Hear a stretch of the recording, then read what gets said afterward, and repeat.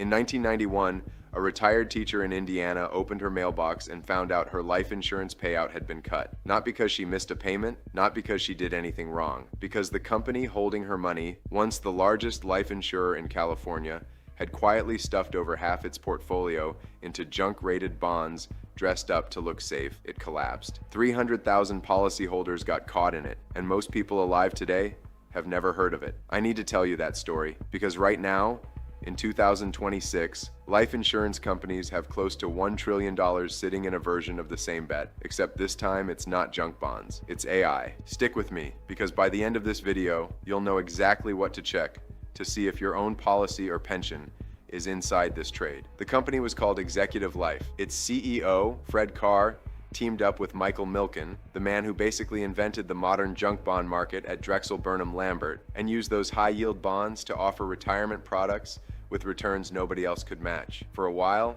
it worked beautifully. Executive Life grew faster than almost any insurer in the country. Then, in February 1990, Drexel itself collapsed. The junk bond market it had built went down with it, and suddenly, the safe retirement products backed by that debt weren't safe at all. Policyholders panicked. Nearly $4 billion got pulled out of the company in a matter of months. Basically a bank run, except on an insurance company. By April 1991, California regulators had no choice but to seize it. Here's the part that should make you angry. State guarantee funds are supposed to protect you when this happens, but their coverage is capped, so real people took real losses. In just one state, Indiana, taxpayers ended up covering nearly $27 million to bail out only 5,000 of the people affected. Multiply that across 50 states and 300,000 policyholders, and you start to see the scale. And then it got worse. The bond portfolio and the insurance business got sold off in a fire sale to a buyer group that turned out to be secretly backed by a foreign bank hiding its involvement. California's Attorney General sued. It took over a decade of litigation just to claw back roughly $930 million for the people who got left holding the bag. That's not a hypothetical. That happened to real grandparents in our lifetime. So why bring up a 35-year-old collapse in a video about artificial intelligence? Because the pattern is what matters,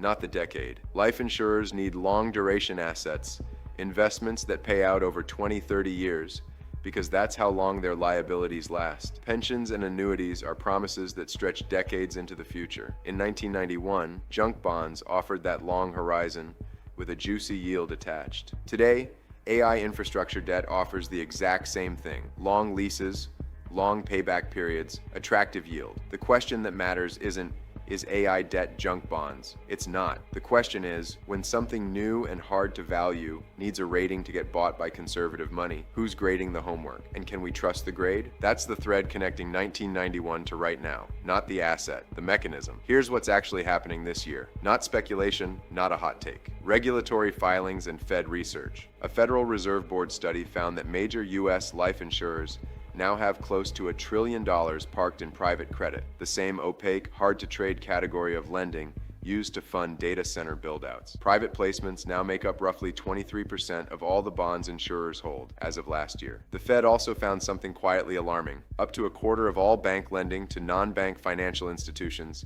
now flows to private credit firms, up from just 1% back in 2013. That's the indirect pipe most people don't think about. Even if your bank isn't funding AI data centers directly, there's a decent chance it's lending to the firms that are. Morgan Stanley expects AI-related debt issuance to hit almost $570 billion this year alone, with hyperscalers like Microsoft and Meta and their joint ventures accounting for a quarter to a third of that on their own. Now here's the part that tells you regulators aren't asleep at the wheel this time. On January 1st, 2026, the group that sets the rulebook for every U.S. insurance regulator, the NAIC, gave itself brand new power. If a credit rating agency grades a bond 3 or more notches more generously than the NAIC's own analysts think it deserves, the NAIC can now override that rating and force the insurer to hold more capital against it. Read that again. Regulators just built a tool specifically designed to catch bonds that look safer on paper than they actually are. That tool did not exist before this year, and insurance brokers themselves are sounding alarms. Gallagher, one of the biggest insurance brokers in the world,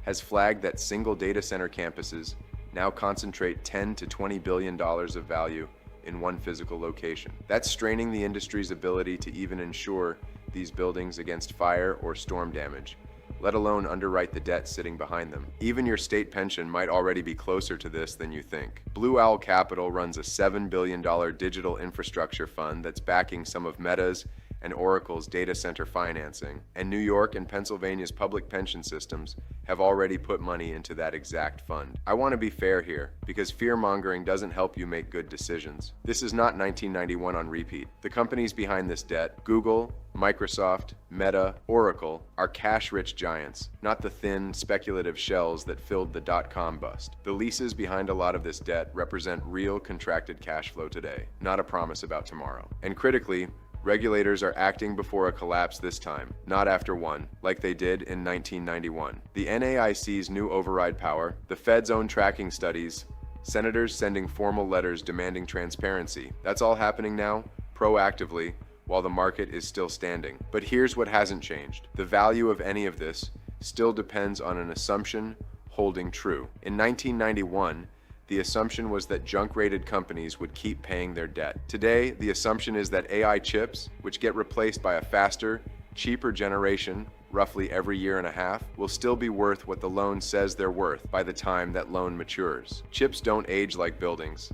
They age like fruit. That mismatch, real estate-style 30-year debt wrapped around hardware that might be obsolete in 5, is exactly the kind of gap that got papered over with a good rating in 1991. It's the same gap structured finance lawyers are watching right now. Some of them are already mapping this cycle against the exact legal playbook used after 2008 lawsuits over whether the people who packaged this debt made promises about it they couldn't back up. So what do you do with all of this? Not panic, not cancel your life insurance.